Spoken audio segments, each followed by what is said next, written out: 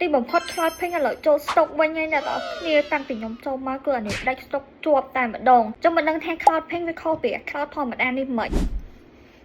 គ្រាន់តែបាញ់ភ្លាមមកគឺថាឡើងភាឈ្ងុយតែម្ដងហើយអីដែលខ្ញុំកាត់សម្គាល់ថាខុសពីអាខ្លោចធម្មតានេះដោយសារតែនេះវារៀងផ្អែមផ្លែឈើលក្ខណៈរៀងខ្ជូតខ្ជូតណាប៉ុន្តែវារក្សាក្លិនទឹកអូងដែលធ្វើឲ្យទឹកអប់ហ្នឹងវារៀងស្តៀងជាមួយនឹង Ariana Grande Cloud នេះចឹងសម្រាប់បងបងណាដែលគាត់ឆ្លាញ់ក្លិនផ្អែមផ្លែឈើរៀងខ្ជូតតិចតិចលាយជាមួយនឹងក្លិនដងដែលហិតទៅគឺអត់ទលាន់ណាបងបងអាចយកជាមួយនឹងនេះបានសម្រាប់ស្រស់ស្រាយនេះគឺវារៀងតិចតួជាងអាខ្លោចធម្មតាប៉ុន្តែក្លិនចេញមកប្លែកឈ្ងុយតលាថាអ្នកនរគ្នាអត់ដែរហិតពីមុនតែម្ដងចឹងសម្រាប់បងបងដែលគាត់តម្រូវការទឹកអប់ដែលអាចប្រើប្រាស់ប្រចាំថ្ងៃបានបាញ់ទៅរៀនគឺស័ក្តិសមមែនតើឬក៏អ្នកនរគ្នាហៅទឹកអប់ដែលអាចបាញ់ទៅដេតបានគឺខ្ញុំ recommend អានេះមែនតើចឹងសម្រាប់នេះ100ml ត្រឹមតែ